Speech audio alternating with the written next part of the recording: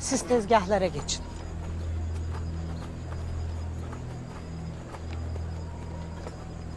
Olanlar için ne düşünürsün Gökçe? Bu ihanetin bedeli er ya da geç ödenecektir Aytol'un Hatun. Yoksa bedeli çok daha ağır olur.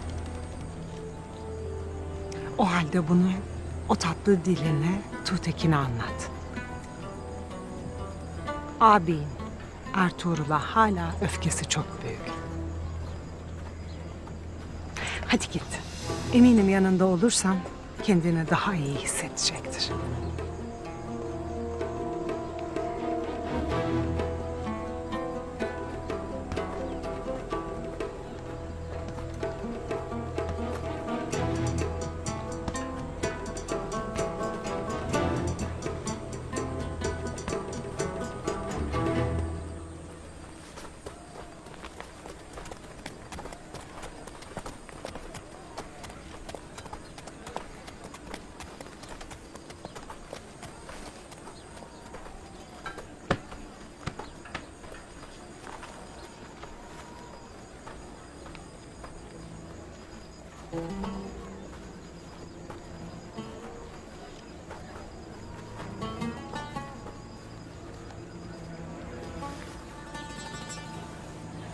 Öfken haklı bir öfkeydi.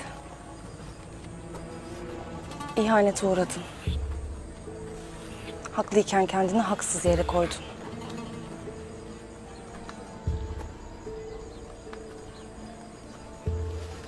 Onurunu kırdılar. Sen de Kayıların onurunu kırdın. Biliyorum hata ettim. Lakin Ertuğrul hayatım boyunca yaşamadığım utancı yaşattı bana. Sadece sana değil. O bunu herkese yapar. Apansızca kalplerini kırar. Sevgilerini, saygılarını bir paçavra gibi suratlarına çarpar.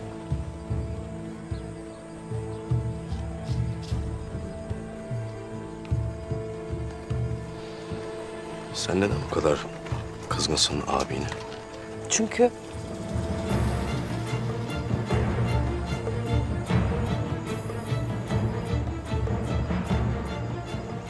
biz bunları hak etmedik.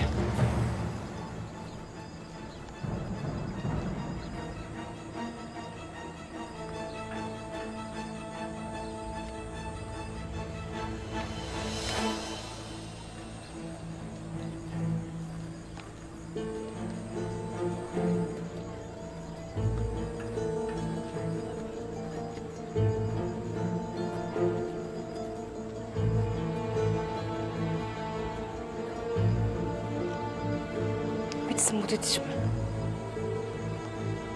Başka bir şey istemem. Merak etme. Bitecek.